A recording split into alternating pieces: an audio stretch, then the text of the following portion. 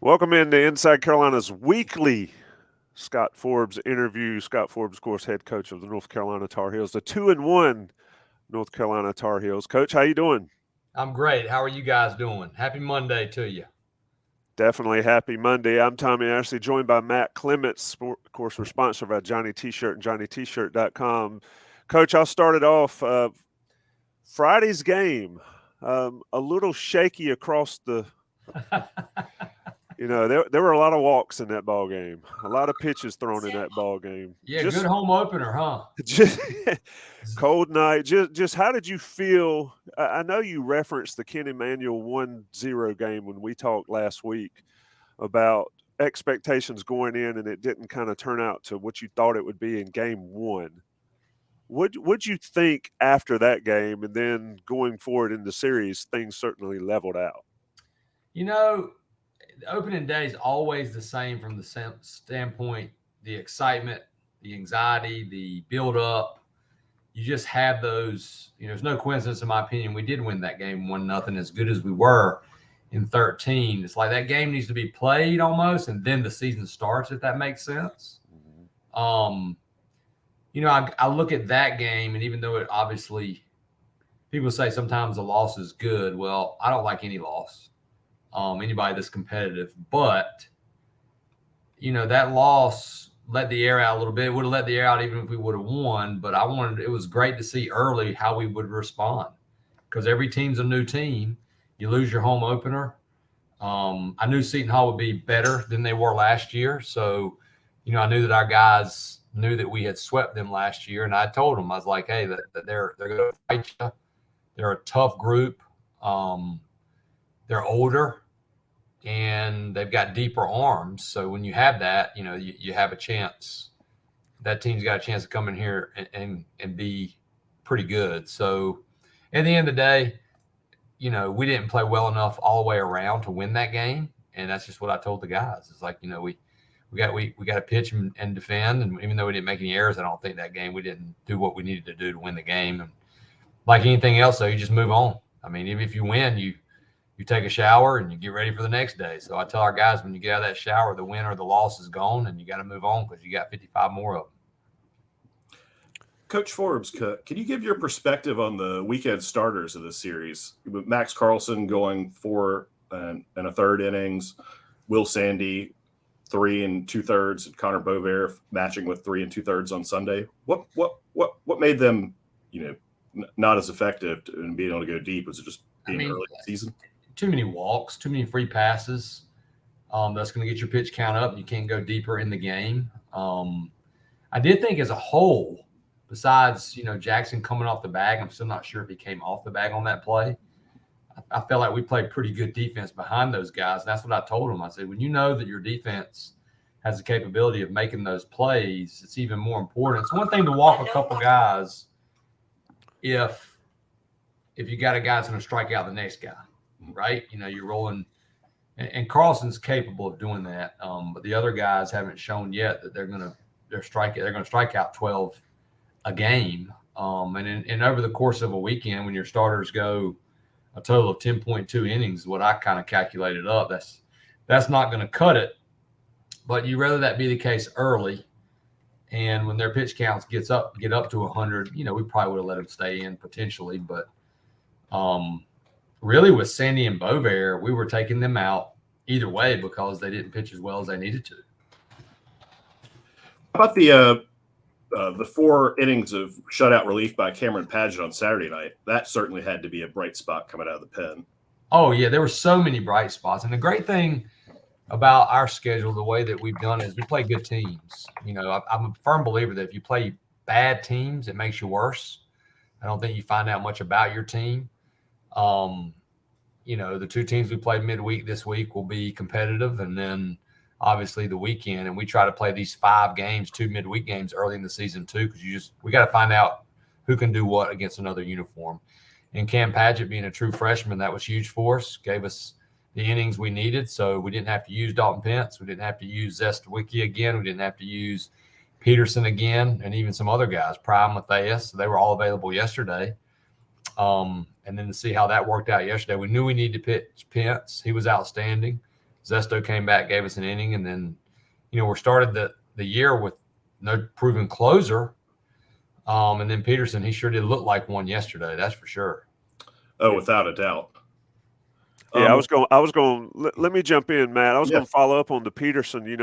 You'd mentioned Pence maybe the closer. How important is it in these early season games, before you get into the stout ACC, to sort of develop that closer guy, that guy that you can rely on, and could a guy like Peterson be that guy? Just based on what 3 1/3 this weekend. Yeah, the good thing about closer games early in the season is you find out more. Obviously, as a head coach or any coach, it's easier to coach.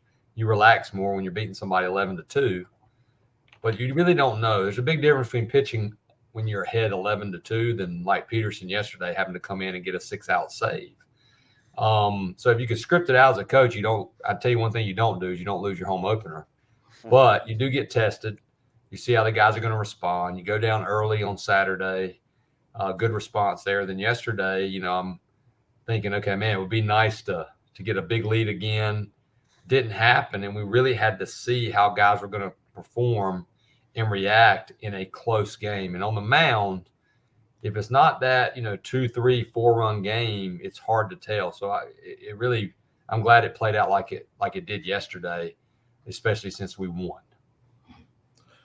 No doubt. Coach Forbes, what did you think of the running game, both offensively for the Diamond Heels? It certainly looks like a number of players have the green light on the base paths. And then handling the running game, there certainly seemed to be a little bit of struggle certainly on Friday. And, their leadoff guys, he's really good. He's one of the better guys we'll face all year. He's going to steal bases.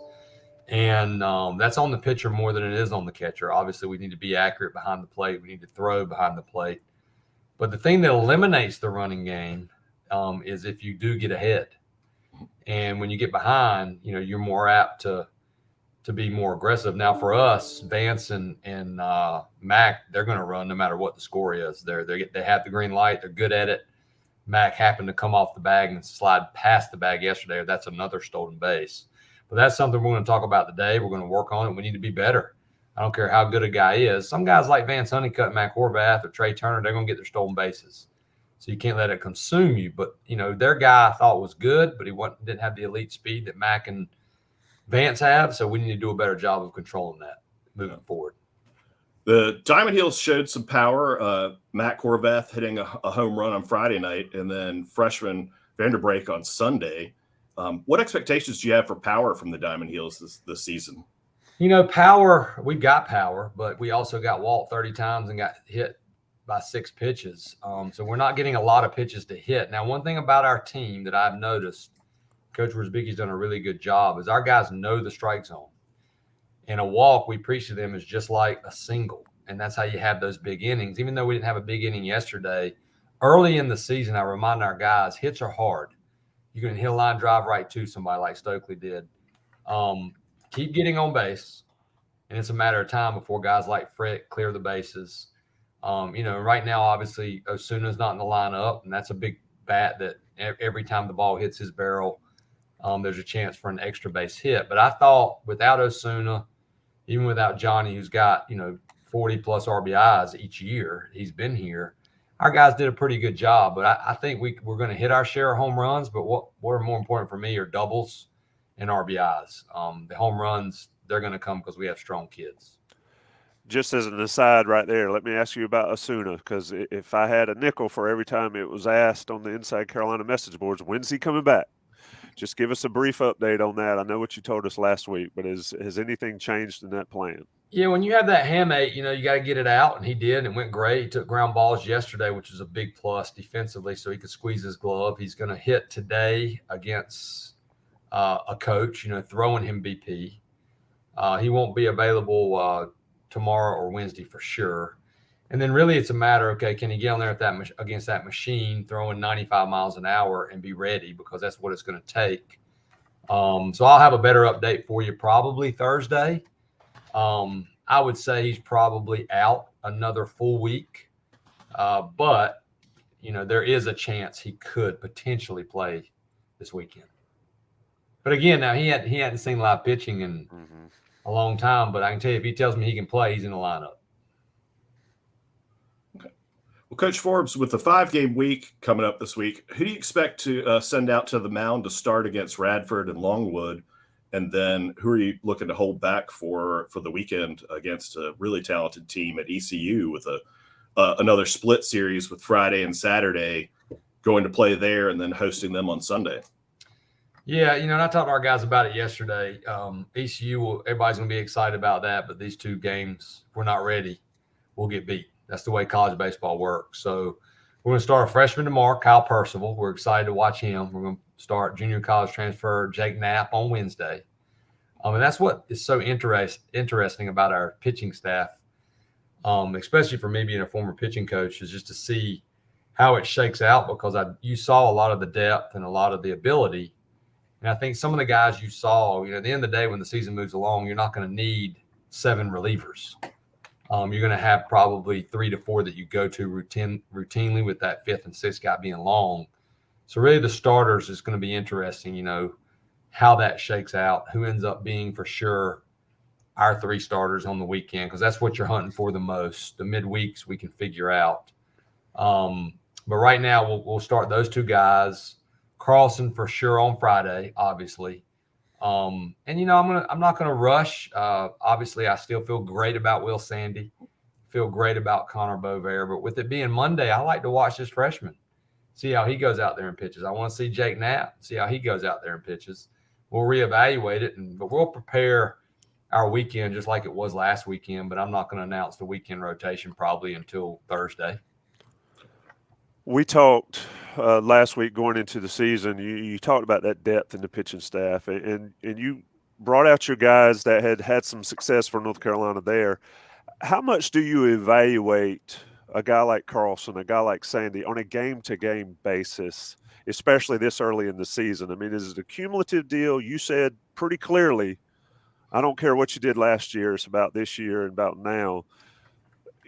We're just 1 game in for each of those guys and a few innings, but how much do you evaluate that and their performances moving forward early in the season? You definitely pay attention to it, especially when guys are nipping on their heels. And I like that, because then it should make those guys even better, make them work even harder. Now, I will say with Carlson, you have to look at his body of work as a weekend starter in the ACC and not ignore that. He still threw pretty good the other day, and I look at the stuff. Like, is the stuff the same as it was in the preseason? Is it better than it was in the preseason? And I feel like Carlson's farther along right now than he was at this point last year, especially from his stuff, which is a great sign. But the preseason is important, but it's such a small sampling size. At the end of the day, you don't really know unless it is a guy like a Honeycutt that's back, or a Horvath, or an Asuna that has done it against another uniform. If you haven't seen them do it against another uniform routinely and do it well, you're not sure. So, to see Padgett go out there like that. And how about Dalton Pence? Yeah. I mean, that was his first college outing. And Zesto, first 2 college outings. Peterson, first outings at UNC, which they're just different. He said, like, it's different wearing that Carolina blue than where I was. So that's what I look at the most. I step back and look at it. And at the end of the day, we preach this from the day our guys get here. And when we offer them in the recruiting process, it's always going to be about the team. And that's never going to change here. So if you're one of those guys that, we go into and say, hey, now you're in the bullpen, if you have an issue with it, you're at the wrong place. We're going to do what's best to help our team win. But I really feel good about the potential with this staff. It just may take a little while to figure out and nail down those starters and the lineup. The lineup will change as well, just like it did last year.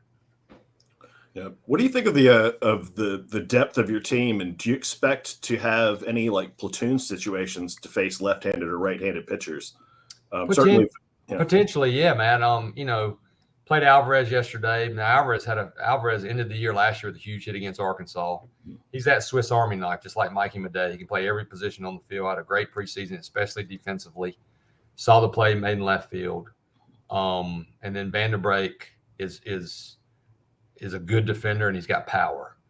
We hadn't got Joe Jakonski in there. Reese hadn't got in there a lot, but the competition is heavy and high, and obviously there's only so much room. So it's just a matter of, the matchup game, because there are certain guys, unless they really struggle because they bring so much at a certain position defensively, they're not coming out. But there could be some platoon situations, especially when you get Asuna back and you get Johnny back. Got a lot of ball games to figure it out early in the season. Radford and Longwood this week. We're talking with head coach Scott Forbes. North Carolina gets a series win against Seton Hall. Scott, just to close it out here and let you get on to your weekly business, fan support. Obviously, February baseball can be tricky, but Saturday evening in the Bosch was about as good as it gets, especially for this time of year. What do you say to those folks that came out in this opening series and supported the Heels? I mean, I'm just so thankful because it's for our players. Not for us as coaches, but those, when you're a player and you got crowd support like that, we saw it in the regional, we saw it in the super regional, and then we lose everybody. All of our fans are excited. We sold a ton of season tickets, and dang, if we don't lose the home opener. And then we come out there and, I look up there. That's what I told our guys. Like, look, a lot of people are excited about you, and it's because of you. It's because of the way you play. It's the way you represent us, when you leave here. So be excited for that and want them to want to keep coming back by just how you play. Because some days, you're gonna lose a game. But fans pay attention to how you play, how you carry yourself. Man, I'd actually talked to my wife. Wasn't here this weekend, and I called her. She's at a volleyball tournament with my younger daughter, and I said, you've been blown away. I know you watched a little bit of it, but it was awesome. And to all the fans, if you can keep doing that, that is big, and that helps us win games. Indeed, especially doing it on a big day in the Triangle for sports. Even yesterday we had it. I mean, I was like, man, I didn't know what to expect. The 1 o'clock hoops game against a pretty big opponent. In hoops, I'm like, man, will anybody be there? And we had another really good crowd for Sunday when we were playing NC State in basketball. And, I think our guys deserve it. I think our program deserves it. UNC baseball has been pretty consistent for a long time. And I'm just excited for those players because when you fill those seats, it's exciting for them. Indeed it is. Radford, 4 o'clock on Tuesday. Longwood, 4 o'clock on Wednesday before the East Carolina Pirates come back into town on Sunday. That's head coach Scott Forbes. I'm Tommy Ashley. That's Matt Clements. We're sponsored by Johnny T-Shirt and JohnnyT-Shirt.com. Thank you, gentlemen. Thank y'all. Y'all have a great week. Thanks so much, Coach Forrest.